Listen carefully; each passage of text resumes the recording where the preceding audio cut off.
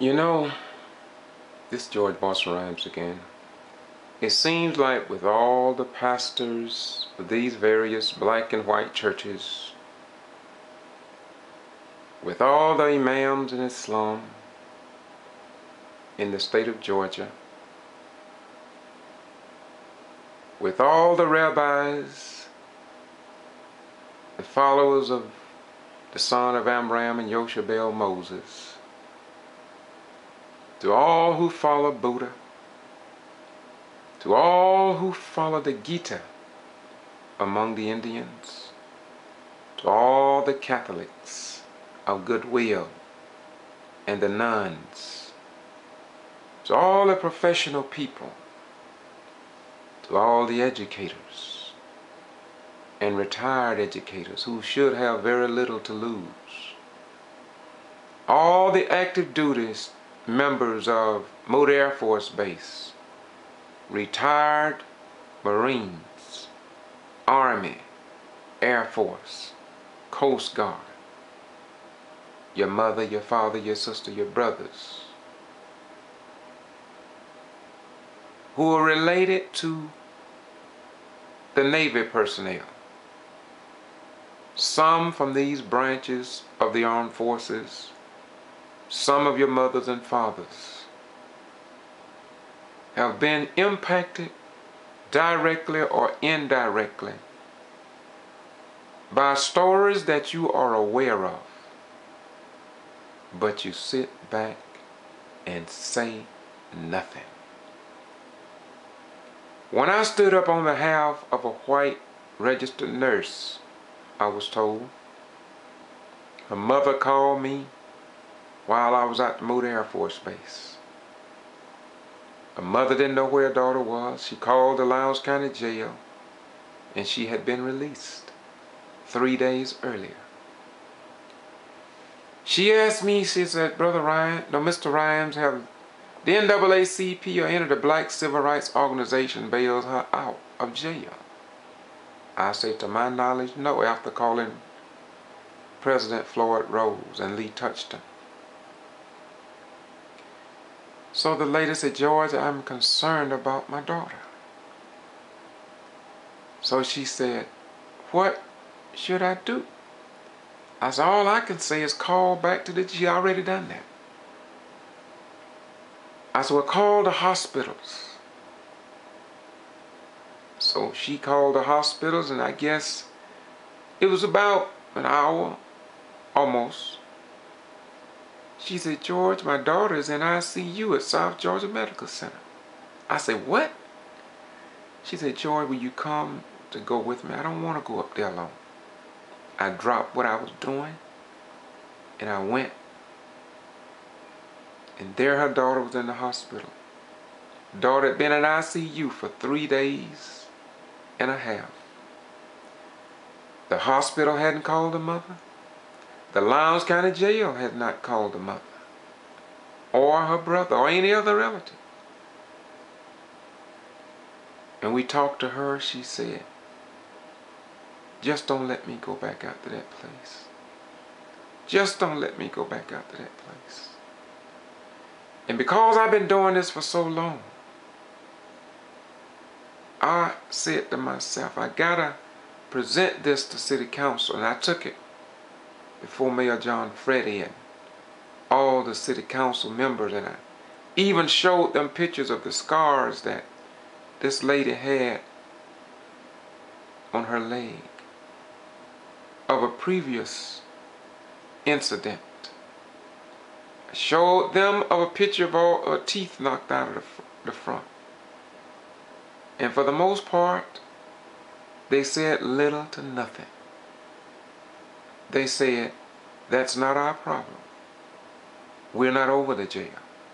We don't have any dealings with the jail. And I got all this recorded on tape. And you know what I'll say again? What in the hell are our preachers and the moral people of this community good for? What good are those we elect into office if they cannot feel some of the pain that we in the civil rights circles feel for our fellow human beings. Just let me continue with this. Let's listen a little more. And I think I'm going to close this out now. I lost the daily time. There's a lot of stuff that I have wanted to report to y'all. But what do? You tell me you cannot report this. You cannot copy this. Now, who is right and who is wrong, America? Who is right and who wrong? This is the problem. I've been saying this for a long time. The old 1860, Valdosta 1860 Charter, read paragraph 100, section 11, I believe it was, that the mayor and council shall pass all proper and necessary laws and ordinances for the control of slaves and free persons of color, and to control, let me repeat, and to control, suppress, and abate all nuisances arriving from hogs, dogs, horses, or other animals straying at large in Valdosta. When I saw this displayed on the second floor leading into Judge Edwards' municipal courtroom in 2003, I started to try and get our elected officials to take it down and replace it with the new charter if they had a new one. And they did. So in 2004, reluctantly, our elected officials in the city finally removed that disgraceful and distasteful charter. But it seems as if though the mentality of that charter remains. And so most people here in South Georgia, the Quitman Free Press in Quitman, the Thomasville Times Enterprise, which I think is also owned by, well, the owners of the Valdosta Daily Times, very little to nothing that comes out of the wire is published down in the South for the most part. That is the heartbeat of the black African American community and the poor white and Latino communities. It is as if the 1860 charter mentality is alive and well. Let me close this out. Y'all excuse me. But it seems what bothers me is that so few people in a metropolitan city as Valdosta are concerned enough to even say boo or who. Listen, please. Our little children running around here that need help and parents can't get the help. Come on, it's time for somebody to pay attention to something. Y'all, sheriff of this county, you know what's going on. You babysitting like all the rest of the sheriff down the line. You babysitting them too. Now, what are we going to do? Are y'all going to stomp us? Are y'all going to kill us? Or whatever the case may be, what are you going to do? Let us know, because we already see it. You know, you might as well just go ahead on and put it back on. Put it back on. Because I see it. Brother Ryan, goodness, he ain't doing this because it's something that he want to do. He's doing it because he's tired.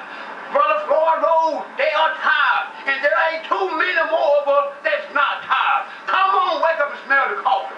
The institution of this state, we go in that institution, we supposed to get 3 meals a day, but now it ain't for 2 meals. Come on, Governor, what's happening to the 3 meals a day?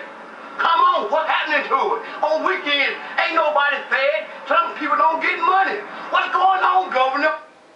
The Honorable Judge Hugh Lawson ruled in 1997 that there would be something done about the food, along with many other complaints and violations at the Lowndes County Jail. Yet, from what I have heard over these many years, the late Al Parson of the Lake Park Post gave his life struggling for justice and equal rights for the members of these various churches. Yet, for the most part, the preachers, the pastors, well, let's go a little further.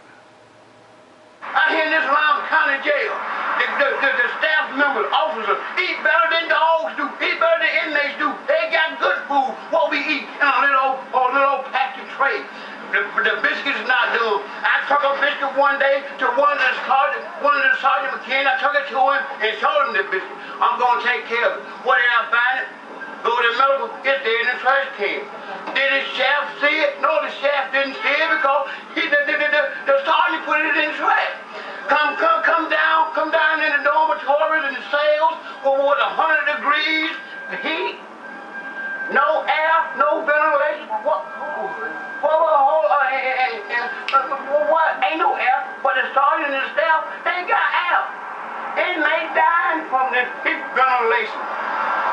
Once again, air circulation was ruled, it was identified from a court order filed in 1988 by lead plaintiff Dorothea Patterson.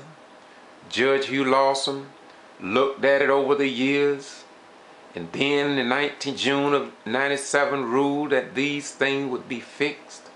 And I personally believe that many of those deaths could have been avoided if Judge Hugh Lawson himself had followed up on his own court order, if the governor of the state of Georgia would have done what he needed to do, if the district attorney and if the citizens in Valdosta, along with the pastors, and if the inmates who knew what was going on had done something, if the people that go out there and pray and preach to these inmates would have told what they knew, I do believe that there are many human beings, many mothers and fathers that I've talked to who are in internal pain because they feel like they didn't do what they could have done to save their loved ones' lives. Yes. And so you all are asking today, I'm sure, why do I do what I do? Well, the best way I can put it is because I want to remain a human being.